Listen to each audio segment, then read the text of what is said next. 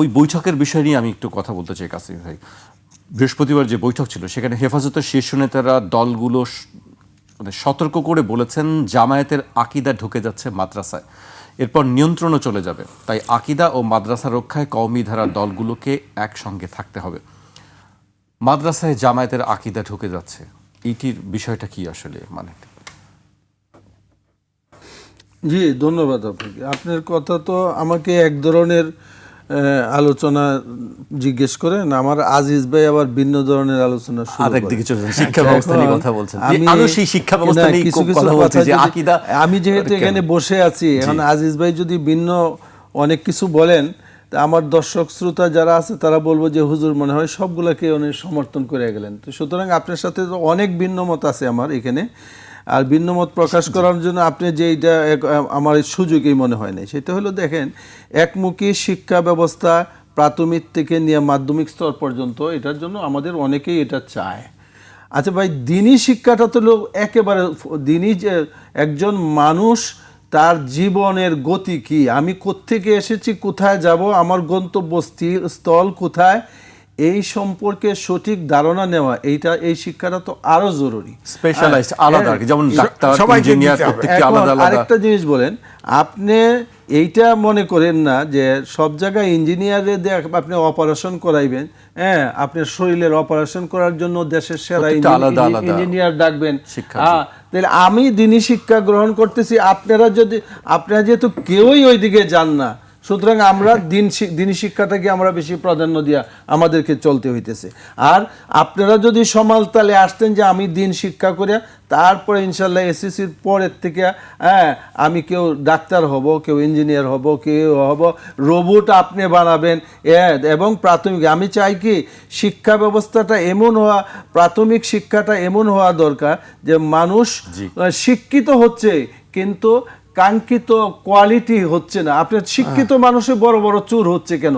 কারণ তার শিক্ষার মধ্যে সেই জিনিসটা, তার কলমের কুচায় আপনি 5 টাকা চুরি করছে, মোবাইল নিয়ে দৌড় দিছে, তাকে তো আপনি মাইরে রক্তাক্ত করে একবারে হাসপাতালে পাঠিয়ে দিলেন, পরে শোনা গেল লোকটা মারা গেছে, অথচ সে 5,000 টাকা 10,000 টাকার একটা মোবাইলের জন্য সার জান দিয়ে দিল। কিন্তু শত শত কোটি টাকা যারা নিয়ে গেল তাদেরকে তো কিছুই করতে পারেন না। এই যে শিক্ষিত চোর, হ্যাঁ, সেটা তো কোনো না কোনো বিশ্ববিদ্যালয়ের থেকে তারা এই শিক্ষা গ্রহণ করছে, তার শিক্ষা তো তাকে ভালো মানুষ করে নাই। যাই হোক, সেটা ওই যে উনি যে শিক্ষার ব্যাপারে আলোচনা করছেন আজিজ ভাই, আমি ধন্যবাদ জানাই ওনাকে, কিন্তু আমার মনে হয় এটা অনেকটা খানিকটা বড় একটা আলোচনা, এটার ভালো খারাপ অনেক দিক আছে। আপনি যেটা বললেন জামাতের আকীদা কওমি মাদ্রাসার মধ্যে ঢুকে যাবে, দেখেন আমাদের মুরব্বী উলামা একরাম যারা আছে সবসময় তারা জাতির কল্যাণ, আমাদের মাদ্রাসায় যারা পড়তে আসে তাদের কল্যাণ নিয়ে অবশ্যই তারা ভাবে। তারা কোন পথে কোনো সমস্যা হচ্ছে কিনা সেই সমস্যাটা চিহ্নিত করেন বা চিহ্নিত করতে সমর্থ হন, তারা সেটা নিয়ে ভাবতেই পারে। হ্যাঁ, কিন্তু আমি ব্যক্তিগতভাবে মানে সম্পূর্ণ সব কথায় যে আমাকে একমত পোষণ করতে হবে, কারণ এখানে যে কয়টা দল এখানে জামাতের সাথে একটা সমঝোতার মধ্যে ছিল, সেই সমঝোতার কারণে আমাদের আকীদা নষ্ট হয়ে যাবে, আবার এতে আমাদের ছাত্রদের আকীদা নষ্ট হয়ে যাবে, এইটা হয়তো আমি ব্যক্তিগতভাবে তেমনিভাবে আমি মনে করি না। কিন্তু এইটা ঠিক আছে, উলামা একরাম যে যার সাথে যার মিলজুল বেশি, ভালোবাসা তৈরি হবে, তার ভালোবাসা কিছুটা কিন্তু আমার মধ্যে আসবে, সেই ধরনের ধারণা করাটা আমাদের মুরব্বীদের, এটাকে আমি নাকচ করে দেই না, বরং এটাকে আমরা শ্রদ্ধার সাথে গ্রহণ করি, কারণ তারা আমাদের ভালো চান এবং আমাদের ভবিষ্যৎ বংশধরদের ভালো চান। এবং মওদুদির সাথে যে আপনি যেটা বললেন যে মৌলানা মওদুদি সাহেব তার কিছু লিখিত বই, খেলাফত, মুলুকিয়ত বা সাহাবাদের সমালোচনা, এগুলো তো এইটাও কিন্তু অনেক বড় একটা সাবজেক্ট। ওনারাও বলেন যে আমরা সাহাবাদের সমালোচনা করি না, হ্যাঁ, অথবা বলেন যে মৌলানা মওদুদি যে বিভিন্ন উদ্ধৃতি দিয়ে যে সমস্ত লেখছেন সেগুলো কোনো না কোনো ইতিহাসের বইয়ের উদ্ধৃতিতে উনি বলছেন, এইটা ওনারা সাহাবায়ে। কিন্তু আপনি জানেন যে শামসুল হক ফরিদপুরি রহমাতুল্লাহ আলাইহি আমাদের দেশের একজন বড় একজন পণ্ডিত আলেম ছিলেন, হ্যাঁ, উনি তো দুনিয়াতে বিদায় নিয়ে গেছেন, লালবাগ মাদ্রাসায় ছিলেন।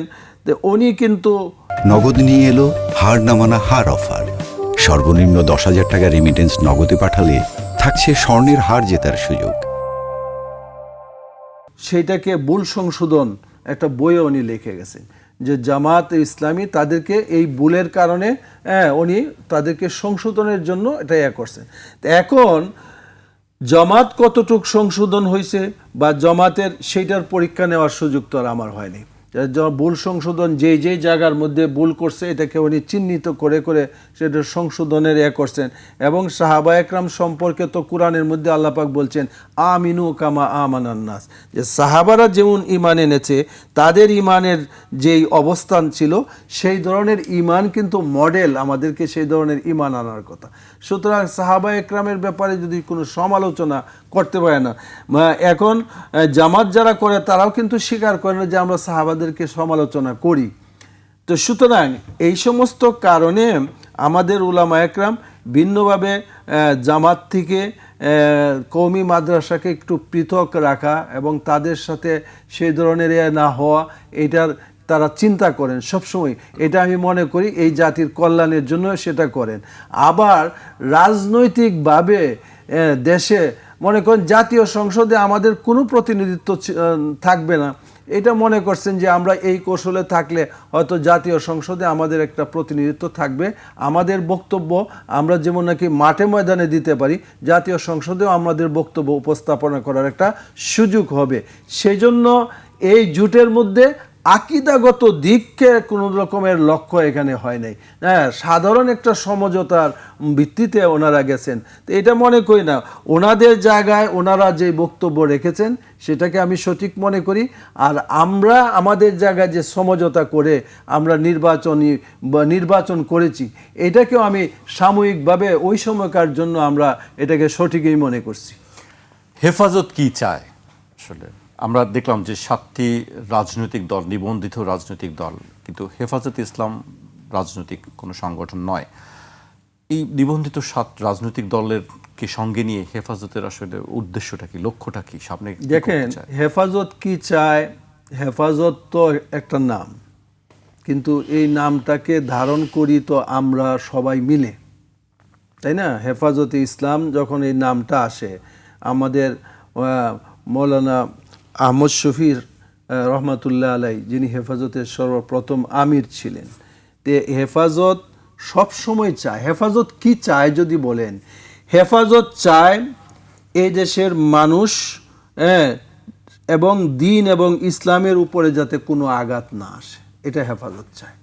কোনো ধরনের কোনোভাবে যাতে ইসলাম ক্ষতিগ্রস্ত না হয়, এটা এদেশের বেশিরভাগ মানুষই চায়। না, বেশিরভাগ মানুষই চায় না। বেশিরভাগ অনেক মানুষই তো আমাদের ক্ষতি করে। শুনেন, হেফাজতে ইসলাম যখন 2013-তে হেফাজতে ইসলাম যখন প্রথমে শাপলা চত্বরে লং মার্চ ডাকলো, সারা দেশ থেকে যে লং মার্চ হলো 6 এপ্রিল, তো হেফাজত কি চাচ্ছিল আর এই দেশের কিছু কুলাঙ্গাররা কি চাইছিল, যে নাস্তিক ব্লগাররা, আপনারা জানেন যে হেফাজতে ইসলামের ঢাকামুখী হওয়া, হেফাজত 2010-এ হেফাজতে ইসলাম প্রতিষ্ঠা হয়েছে, কিন্তু ঢাকা আসলো কবে থেকে?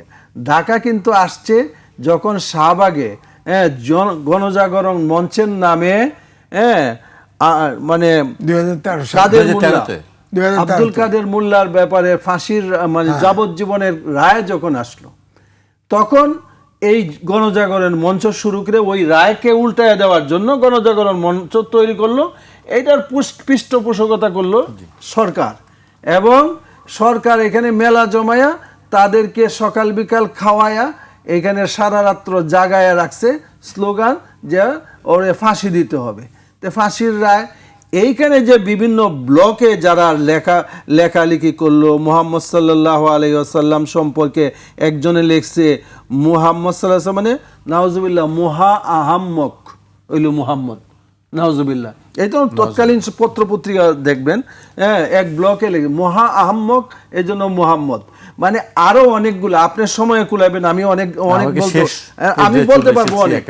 এই জন্য দেখা গেছে যে এই সমস্ত ব্লগারদের বিরুদ্ধে এবং ইসলাম এবং বিভিন্ন নারী পুরুষের অবাধ মিলামেশার বিভিন্ন কারণ, যেগুলো অবাধ মিলামেশা বলতে আপনার সাথে এনে বসতে পারবো না এটা না, আমি বলছি যে অবাধ মিলামেশা যেটা না হয় সব কিছুর জন্য ইসলামকে অক্ষুণ্ণ রাখার জন্য সেই দাবিতে 13 দফা নিয়ে কিন্তু 6 তারিখে এপ্রিলের 6 তারিখে মহাসমাবেশ মানে লং মার্চ ডাকামুখী, মানে এই শাহবাগের এই সমস্ত কারণে। যাই হোক, পরবর্তী সময় কাদের মোল্লাকে ফাঁসির রায় তারা আদায় করতে পারছে। এটা ছিল সরকারের সাজানো একটা মঞ্চ, সরকারি সেই মঞ্চকে সে সাজাইছে, পৃষ্ঠপোষকতা করছে। সুতরাং আপনি যদি বলেন হেফাজত কি চায়, তাহলে এটার এক প্রশ্নের উত্তর আপনি যে দিকে লক্ষ্য করে বলছেন, আমি শুধু এটা বলি না, হেফাজত শুধু লক্ষ্য হইল যে 7টা দল নিয়ে আপনার লক্ষ্য, কিন্তু আমার লক্ষ্য এই 7টা দল না। হেফাজত চায় এদেশে ইসলামকে কেউ যাতে আঘাত না করতে পারে, কোনো না কোনোভাবে ইসলাম যাতে ক্ষতিগ্রস্ত না হয়, এবং সবে মিলে আমরা এই ইসলামকে রক্ষার কাজে আমরা এগিয়ে আসব, এইটাই কিন্তু হেফাজত চায় আমি মনে করি।